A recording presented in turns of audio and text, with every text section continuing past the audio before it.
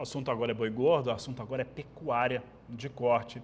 E nós temos acompanhado em várias praças brasileiras a valorização, a alta que existe para a arroba, mas essa alta não é só na arroba do boi, não. Os animais de reposição, em especial o gado magro, vem tendo valorizações. Para falar a respeito deste tema, aqui no Agricultura BR, nós vamos conversar agora ao vivo pela internet com o Filipe Fabre, ele que é da Scott Consultoria e participa ao vivo conosco nesta edição. Filipe, obrigado pela sua participação mais uma vez aqui conosco. E nós temos observado esse cenário, né? Uma escala de abate que vai reduzindo, que reduziu bastante, né? Principalmente entre setembro e outubro. Nós tivemos uma forte redução da escala de abate da indústria frigorífica. Nós estamos tendo e observado em algumas praças a entrada de animais de confinamento, mas isso não é o suficiente para mudar esse cenário. E por outro lado, a arroba do boi vai subindo. Como é que você avalia esse momento da pecuária de corte, já que nós estamos em outubro, né, hoje dia 21, e temos aí um dos meses cruciais da pecuária em relação à oferta. Boa tarde, seja bem-vindo. Boa tarde, Fabiano. Boa tarde a todos que estão nos acompanhando. Obrigado pelo convite para estar aqui hoje conversando com vocês. E o que a gente resume com relação a esse momento é que aonde a vaca vai, o boi vai atrás. E não está sendo diferente. Nós assistimos nos últimos 2 meses, principalmente, aonde a arroba do boi gordo passou dos 250, 260 reais até os 300 reais aqui na Praça de São Paulo e em outras praças, uma diminuição da oferta de fêmeas chegando na linha de abate, uma retração com relação a essa oferta, as queimadas influenciando também a disponibilidade de bovinos terminados em sistemas de produção de pastagem mais intensiva e esse conjunto da obra com um movimento de demanda bem aquecida, tanto a demanda para exportação quanto a demanda interna. Então, hoje o que nós temos é uma baliza de preços para São Paulo na casa dos R$300, chegando até R$310 por arroba para o boi China, mercado que não esperávamos que atingíssemos ainda em 2024, acreditávamos no mercado mais de lado, ele vinha sendo esse mercado mais de lado até ali em setembro, e aí nos últimos 2 meses tivemos essa virada. A valorização ela não vem só para a categoria do gado gordo, tá? A gente enxerga também um aumento de preços no mercado de reposição, e aqui eu destaco os bezerros mais jovens, porque uma melhora nos preços dos bezerros mais jovens tem estimulado os produtores, neste final de ano, a retenção de matrizes, a segurar um pouco mais fêmeas dentro do seu plantel, na expectativa de uma virada de fase e de preços melhores para essas categorias dentro dos próximos 2 anos. Então, com isso, a oferta de fêmeas, que sazonalmente é menor no segundo semestre, está sendo, neste momento, mais fraca. Por isso, escalas mais curtas e preços mais firmes para a arroba do boi gordo, com um movimento de demanda, é claro, a gente não pode esquecer. A oferta ela vem muito boa no ano, né? Deve ser um ano recorde em termos de abate de bovinos aqui no Brasil, mas com uma demanda que também tem colaborado bastante para escoar esse excedente de oferta que a gente poderia ter. Filipe, em relação, né, principalmente quando a gente olha para o gado de reposição, nós temos observado alguns eventos, alguns leilões aqui que são transmitidos pelo canal do Boi e as médias elas têm subido, né, dia a dia, a cada evento, e aí são vários estados, então a gente tem uma visão muito clara do que vem ocorrendo em relação ao mercado de animais de reposição.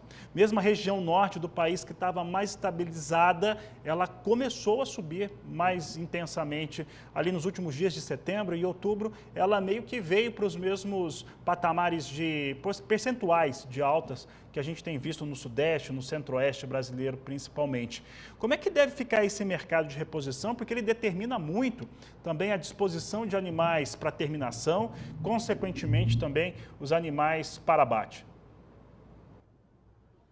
Olha, a gente enxerga um mercado de estabilidade alta para curto e médio prazo, pensando no restante de 2023, 24, perdão. Por que nós acreditamos nesse cenário? Nós estamos vendo essa alta contundente na arroba do boi gordo, estimulando também o pessoal que trabalha com sistemas de produção em confinamento. Nesse momento, a gente tem uma saída de boiada de confinamentos e, ao mesmo tempo em que há essa saída, os resultados estão interessantes com esse preço da arroba a R$300, a 280, R$ 290 no norte do país, a gente pega Pará com cotação de 285, pegamos Rondônia também nesse patamar de preços, enfim, a gente vê um mercado hoje bem firme em diversas regiões do Brasil, em um momento de saída de boiada de segundo giro interessante, e isso estimulando os produtores a procurar pelas boiadas mais jovens, tá? Seja elas a bezerrada ou o gado magro, o garrote aí no meio do contexto. Aquele produtor que está capitalizado nesse momento, ele deve buscar um pouco mais o garrote, até pensando na retomada das chuvas no Brasil Central. Então, isso acaba estimulando a procura pelas categorias. E pensando na ponta vendedora, com essa retomada de chuvas nos últimos 10 dias, acabamos de ver previsão do tempo, a gente vê um cenário de retomada de chuvas no Brasil de modo geral, beneficia o sistema de produção em pastagens e para a ponta vendedora também acaba tendo ali um momento de maior poder de barganha, sabendo que o comprador ele vem um pouco mais capitalizado, pensando nessa arroba de R$310 para o boi gordo, e aí a gente vê um mercado um pouco mais travado e com negócios a preços firmes acontecendo, principalmente para essas categorias mais zeradas. E quando a gente vem para as categorias mais jovens, já é um mercado um pouco menos ofertado nesse momento.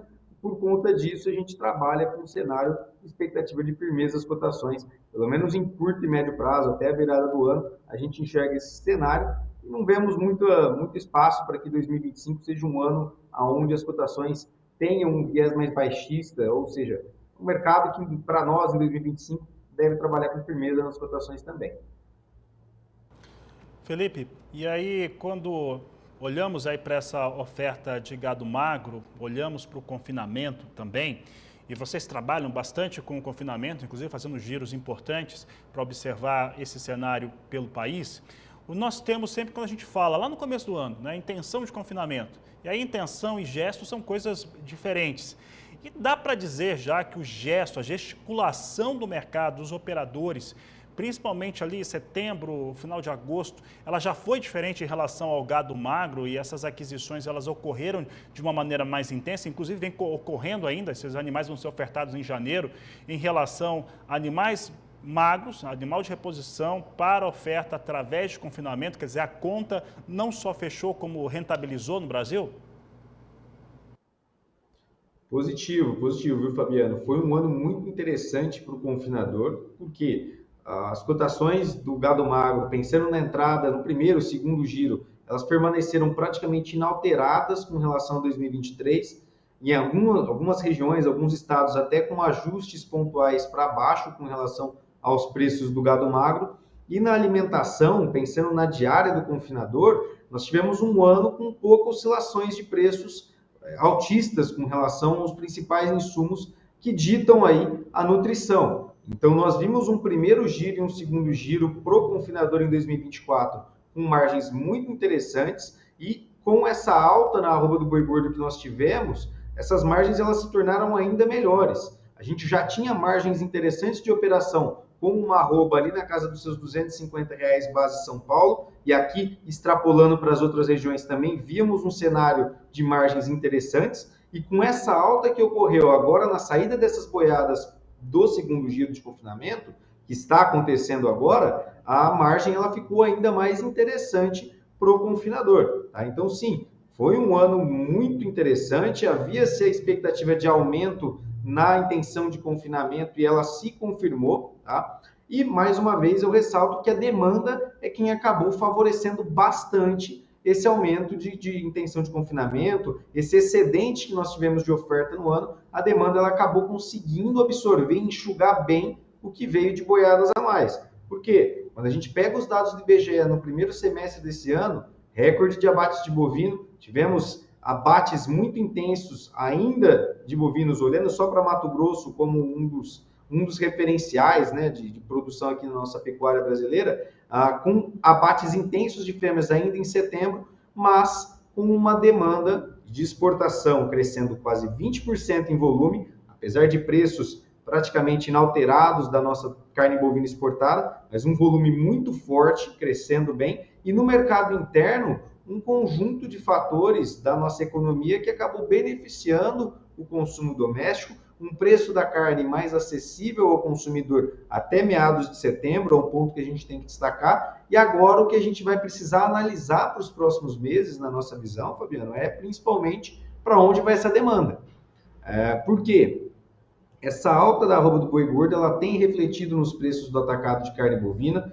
Os preços do dianteiro avulso no atacado de carne com osso atingiram o maior patamar desde maio de 22, agora no mês de outubro, e isso vai ser repassado ao consumidor, é fato. Ou há um repasse, ou há margens achatadas e uma tentativa de maior giro pelo varejo. A gente vai precisar entender qual vai ser a estratégia para os próximos 2 meses que restam do ano, mas a gente acredita em um cenário de repasse de preços com espaço para o consumidor brasileiro absorver. Por quê? 13º salário, empregos temporários, toda uma conjuntura de bonificação e festividades agora para os próximos meses, que nos leva a crer que o consumidor brasileiro ainda vai seguindo a prateleira e a exportação não deve ceder em termos de volume do que tem sido embarcado até o momento. Então, apesar desse adendo com relação ao consumo, à demanda por carne bovina, nós temos um cenário onde ela deve seguir sustentando os preços da arroba do boi gordo e estimulando o produtor a procurar aí as categorias mais jovens. E o destaque para as categorias mais jovens que eu dou aqui é que mesmo aquele produtor que ele tem o pasto como seu principal sistema de produção, as queimadas influenciaram parte da produção nacional, a demora para a retomada das chuvas também influenciou nesse produtor e com isso a gente vê um direcionamento, às vezes, do capital, do recurso para o sistema de produção mais intensivo, para o sistema de produção em boitel, que seja, ou com uma parceria aí no meio do processo. Tá? Então, a gente acredita em um cenário de preços firmes ao longo da cadeia até a virada de ano.